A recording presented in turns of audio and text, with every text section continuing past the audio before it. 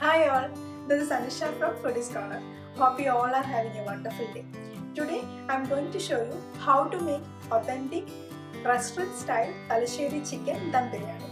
And before going on to the recipe, I would like to thank all my subscribers for the support you have given me throughout the channel. And if you haven't subscribed my channel, please do subscribe and support me. So let's move on to the recipe.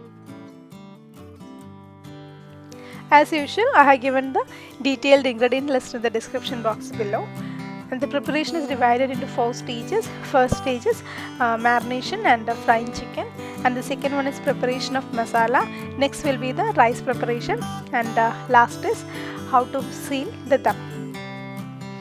So let's start with the marination.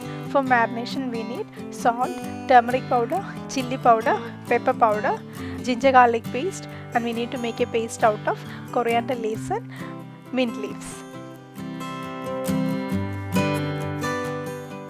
I have taken half kg of chicken, and this will serve 3 to 4 people. To this I am going to add salt and all the powders, turmeric powder, chilli powder, pepper powder, and to that I am going to add ginger garlic paste and crushed mint leaves and coriander leaves. Now we have to mix it thoroughly so that the chicken pieces will get spiced up with all the ingredients. Now let's set aside this marinated chicken for about 15 minutes. After leaving the marinated chicken to rest for about 15 minutes, we now heat them in an open pan. The reason we do this is to make sure that the spices are locked into the chicken pieces. When this is not done, the spices normally come out into the oil while frying. Remember, we don't want that to happen. As shown here, this entire heating up process is done on a low to medium flame in an open vessel. You don't need to add oil or water during this stage.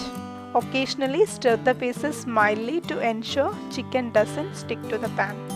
Many times we get confused as to how long the heating up needs to be done.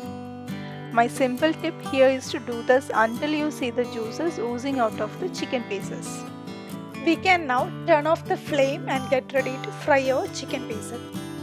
For frying, heat up oil in a kadai. Do not use high flame to do this. Instead, use a low to medium flame. If this process is done on a high flame, the chicken pieces get cooked up on the outer side very quickly and the interior remains raw or uncooked. We don't want that to happen. Carefully fry each chicken pieces over a low to medium flame. This may be a bit time consuming process, but remember, patience wins. Once you notice that the pieces are fried, take them off the oil and keep aside. Let us now see how to prepare the masala for the biryani. For that, start by sauteing our thinly sliced onions in a large pan. Add salt to this and continue sauteing.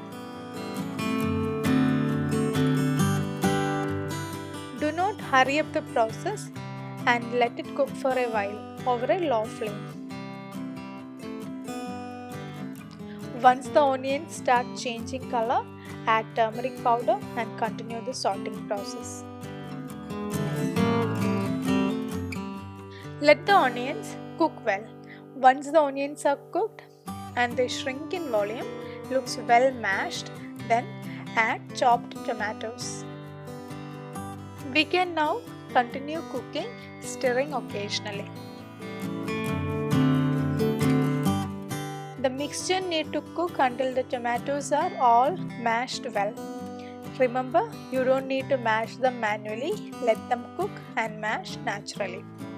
Next, we add a paste of green chilli, ginger and garlic to this. Continue sauteing this mix until the smell of the paste disappears.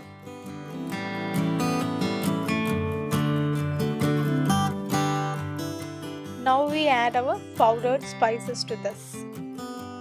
Start with a teaspoon of chicken masala and a quarter teaspoon of garam masala. Cook them until the raw smell of the spices go away.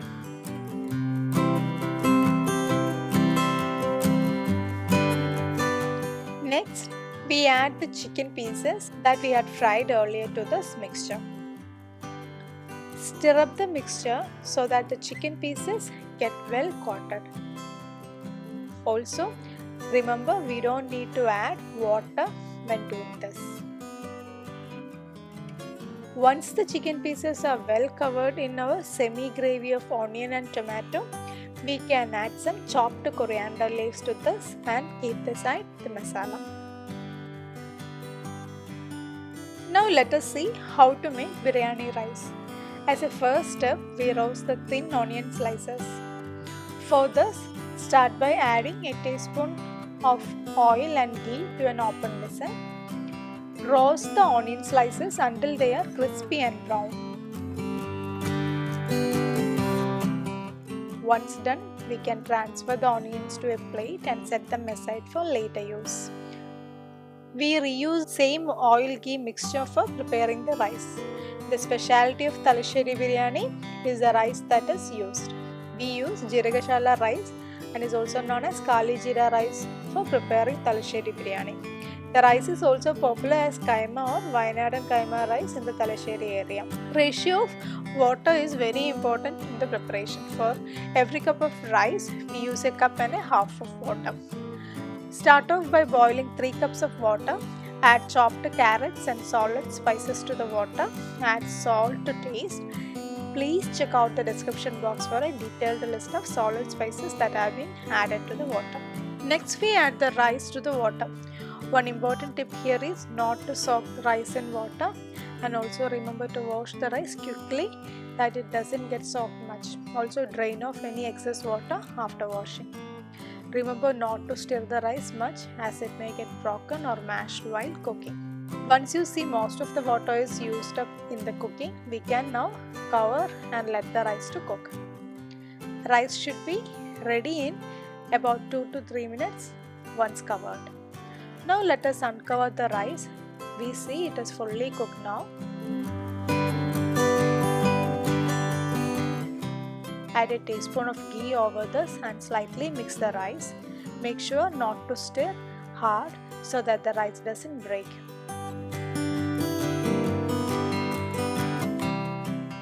Next, we top this with some roasted onions. Let us now see how we prepare the dum. Use a vessel with a hard bottom and you will need a lid for the vessel too. Transfer a layer of rice to the bottom. Garnish it with ghee and some chopped coriander leaves.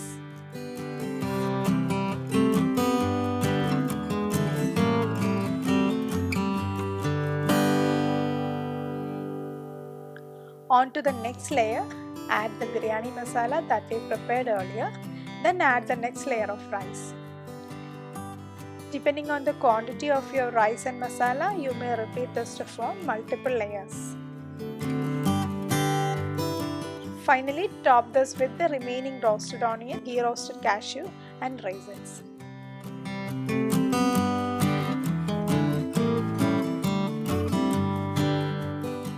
Next, an important step is to seal this vessel airtight. For this, we use a dough of maida or all-purpose flour. You can knead the flour in the same manner you knead for chapati and extend it to a string shape to use this at the sealant. Stick this onto the lid in a circular manner and press this onto the vessel. Leave this on low flame for a few minutes. Most people ask how long. There is no specific time duration, but a small tip here is to leave it on flame until the lid heats up. Once you sense the heat on the lid, remove the vessel from the flame and keep aside for about an hour. After an hour, we can break the dum. For this, you can use a sharp knife and cut open the sealant. The aromatic biryani is now ready to serve. You can transfer the contents over to a large vessel.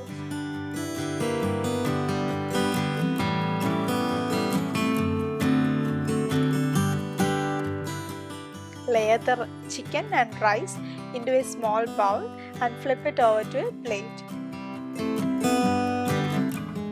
Enjoy the biryani with your favorite raita, and please don't forget to share your feedbacks in the comment box.